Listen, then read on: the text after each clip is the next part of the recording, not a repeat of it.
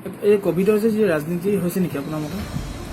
যিটো আপুনি প্ৰশ্ন সুধিছে যে কোভিডক লৈ ৰাজনীতি হৈছে নেকি, মই পোনপটীয়াকৈ ৰাজনীতি বুলি এতিয়া মই মোৰ মুখত ক'লে বেয়া কৰা হ'ব, ভুল কোৱা হ'ব। কিন্তু প্ৰশ্নটো হৈছে যে মানুহৰ কিছু সন্দেহ জাগিছে, সৰ্বসাধাৰণ মানুহৰ সন্দেহ জাগিছে, মানে বহু কাৰণ আছে। এতিয়া কাৰণবিলাক ইমান কম সময়ত বিশ্লেষণ কৰাটো সম্ভৱ নহ'ব।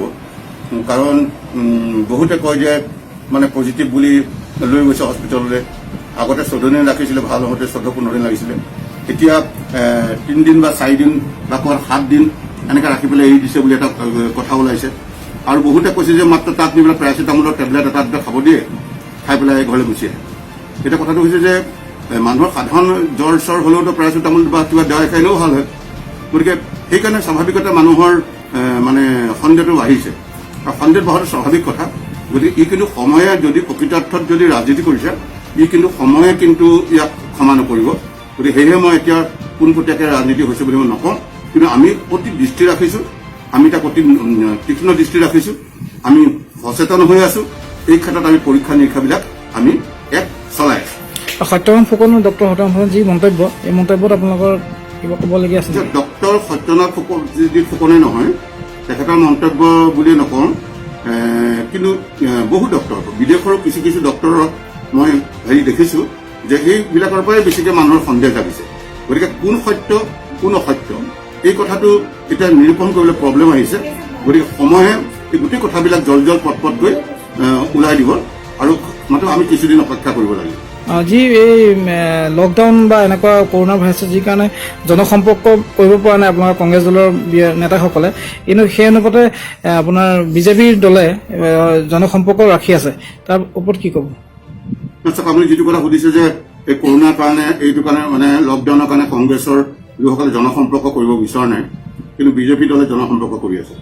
মূল কথাটো হ'ল যে যোৱা 4 বছৰ পাৰ হৈ গ'ল নিৰ্বাচন হোৱা, নিৰ্বাচনৰ প্ৰাক মুহূৰ্তত বিজেপি দলে সেই সময়ত বিজেপি দলে অসমৰ বৰ্তমানৰ মুখ্যমন্ত্ৰীকে আদি কৰি সকলোৱে যিমানবিলাক প্ৰতিশ্ৰুতি জনগণক দিছিলে, সেই প্ৰতিশ্ৰুতিৰ ঢৌতে তেওঁলোকে একচুৱেলি প্ৰতিশ্ৰুতিৰ বন্যা বোৱাই পেলাই তেওঁলোকে একচুৱেলি ৰাজনীতিৰ চকীবিলাক গঠন কৰিলে, চৰকাৰ গঠন কৰিলে।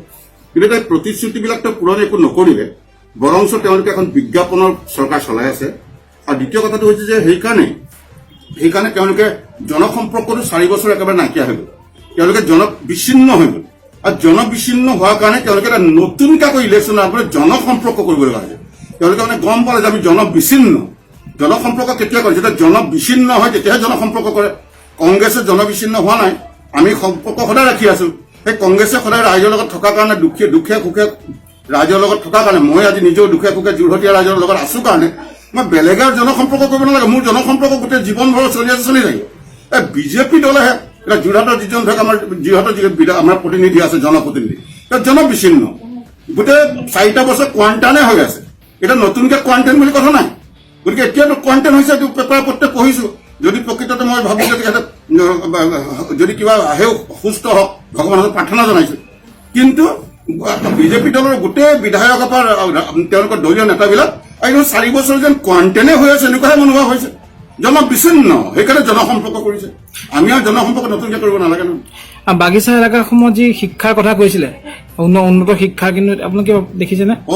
আপুনি এটা ভাল প্ৰশ্ন সুধিলে দেই। বাগিচা অঞ্চলত শিক্ষাৰ কথা কৈছো। বাগিচা অঞ্চলত মই বিচাৰি ফুৰিছো এইকেইদিন, মই কালিও বাগিচা অঞ্চলত আছো। তেওঁলোকে কৈছিলে বাগিচা অঞ্চলত 100খন হাইস্কুল বনোৱাৰ কথা কৈছিল, মাধ্যমিক স্কুল বনোৱাৰ কথা কৈছিল। এতিয়া নিৰ্বাচন আহিবলৈ হ'ল, এতিয়ালৈকে কিন্তু স্কুল এখনো নহ'ল। বাগিচাবিলাকত ল'ৰা ছোৱালী স্কুললৈ আহিবৰ কাৰণে তেওঁলোকে স্কুল বাছ দিয়াৰ কথা, চৰকাৰীভাৱে বাছ দিয়াৰ কথা কৈছিল। কোনো বাগিচাত বাছ দিছে নে? মই বাছবোৰ বিচাৰি ফুৰিছো। স্কুল ক'ত বনাইছে আজি অলপ দিনৰ পৰা আমি বাগিচাই গ'লে ঘূৰি ফুৰিছে, স্কুল ক'ত বনালে। আচলতে বাগিচাৰ মানুহক তেওঁলোকে সকলোতকৈ, যদি ভাৰতবৰ্ষৰ ৰাজনৈতিক ইতিহাসত যদি সকলোতকৈ যদি বাগিচাৰ মানুহক মানে টুপি পিন্ধালে মিছা কথা ক'লে, এই ভাৰতীয় জনতা পাৰ্টীৰ চৰকাৰখনে ক'লে। কাৰণ কেলে?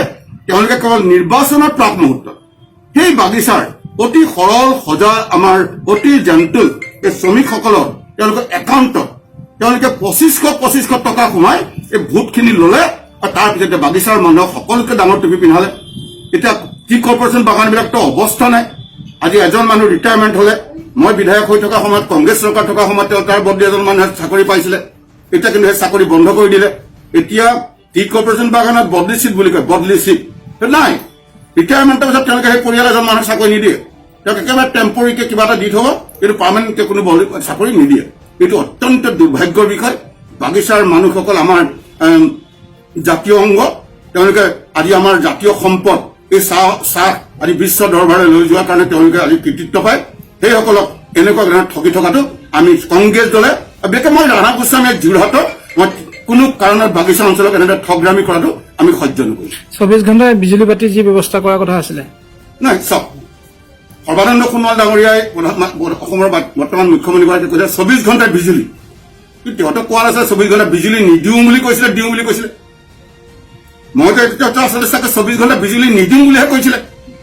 তেওঁ লিখিছিলে যে 24 ঘণ্টাৰ বিজুলী সৰবাৰ সংকল্প, কিন্তু 24 ঘণ্টা বিজুলী দিবলৈ দিম বুলি সংকল্প লৈছে, নিদিম বুলি সংকল্প লৈছে, কেনে কৰিব? এটা দুখ কেনেকে দিয়ে? তেওঁ তাক কিনা লিখি দিয়া নাযায় 24 ঘণ্টা বিজুলী থাকিব, শব্দটো লিখা নাছিল নহয়। সেইটো এটা ৰাইজৰ সন্দেহ হৈছিল যে সংকল্প মানে দিয়াৰ কাৰণে লৈছিল নে নিদিয়াৰ কাৰণে লৈছিল। আৰু এই ইউডিএফ আৰু কংগ্ৰেছৰ যি মিত্ৰতা, সেই মিত্ৰতা আপুনি কিবা মোক ক'বলগীয়া আছে নেকি? ইউডিএফ আৰু কংগ্ৰেছৰ মিত্ৰতা এতিয়ালৈকে কংগ্ৰেছৰ কোনো হাইকমাণ্ডে লোৱা নাই। আমাৰ দলৰ নেত্ৰী সোনিয়া গান্ধী ডাঙৰীয়া আছে, ৰাহুল গান্ধী ডাঙৰীয়া আছে, অসম প্ৰদেশ কংগ্ৰেছৰ সভাপতি আছে, হৰীশ ৰাৱত ডাঙৰীয়া আছে। আমাৰ দলে কিবা সিদ্ধান্ত ললে সকলো আলোচনা মাজত লোৱা, কিন্তু আজি তাৰিখলৈকে কোনো দলীয় কোনো আমাৰ বিষয়ববৰ নেতৃত্বৰ এই কথা কোৱা নাই। আৰু এই কথাত আমাৰ দ্বিমত আছে। মই ৰাণা গোস্বামী হিচাপে, মই মানে আজি তাৰিখত যোৰহাটৰ প্ৰাক্তন বিধায়ক হিচাপে এইটো মোৰ সম্পূৰ্ণ দ্বিমত আছে। আৰু এই ক্ষেত্ৰত আমি প্ৰথমতে মই যদি সকলোকে যদি বিৰোধিতা কৰে, মই ৰাণা গোস্বামীৰ বিৰোধিতা কৰিম।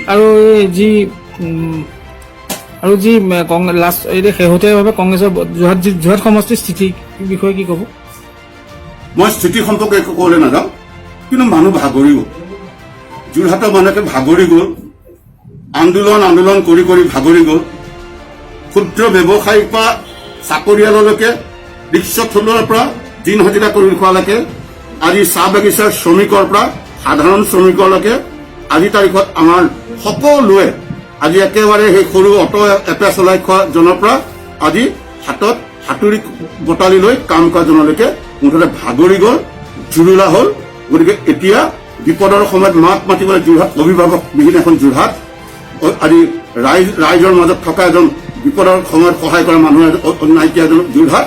গতিকে যোৰহাটীয়া ৰাইজ একদম কোন মুহূৰ্তত নিৰ্বাচন বিচাৰি আছে, কাৰণ যোৰহাটৰ মানুহে আচল পৰিৱৰ্তনটো এইবাৰহে বিচাৰিব। কা আন্দোলনে আপোনালোকক সহায় কৰিব? কা আন্দোলন বুলি নহয়, ভাৰতীয় জনতা পাৰ্টীৰ যি তেওঁলোকৰ মিথ্যাচাৰ কথা, ৰাইজক যি ভুৱা কথাত টুপি পিন্ধালে, এইবিলাকে আচলতে কংগ্ৰেছ দলক আমাক সহায় কৰিব না, কৰিলে আৰু সেইটো আমি দেখিছোঁ। ঢৌ আহি গ'ল। এতিয়া তেওঁলোকে সেইকাৰণে পলুৱানবাদী মনোভাৱে লৈ আছে। এতিয়া উন্নয়ন বোলা বস্তু নাই নহয়। আজি যোৰহাটৰ জনপ্ৰতিনিধিসকলে দিল্লীত আজি বিজেপি চৰকাৰ আছে, অসমত বিজেপি চৰকাৰ আছে।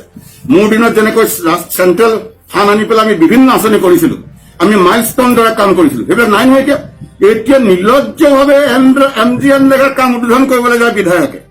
এতিয়া নিৰ্লজ্জভাৱে বিধায়কে পঞ্চায়তৰ পইচাকেইটা লৈ 70 মিটাৰ 100 মিটাৰ ৰাস্তাত প্ৰশিক্ষণ কৰাবলৈ তেওঁ ফলক লগাই চমক দিবলৈ গৈছে। তাৰ বাবে নিজস্ব ব্যক্তিগতভাৱে আনি ধনেৰে চমক দিয়া বিধায়ক এতিয়া নাই।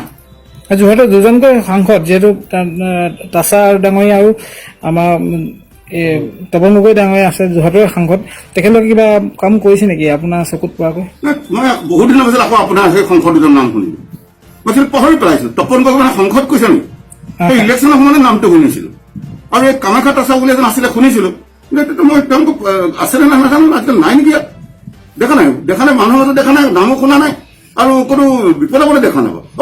চৰি, কেতিয়াবা যদি সেই আমাৰ মন্ত্ৰী আহে, স্বাস্থ্য মন্ত্ৰী বা কোনো মন্ত্ৰী, তেওঁলোকৰ কাষত কিন্তু একদম ছচিয়েল ডিষ্টেন্স নমনাকে, নিয়ম নীতি নমনাকে একদম তেওঁলোকৰ কাষত গাত ঘঁহাই কিনি ৰৈ থাকে। সেইটোহে তেওঁলোকৰ আছে, তাৰ বাহিৰে একো নাই আৰু। Assam Downtown University, Northeast India's most placement-driven university. Admission open for 2020-21 session. For more details, visit www.adtu.in or call 98641377777.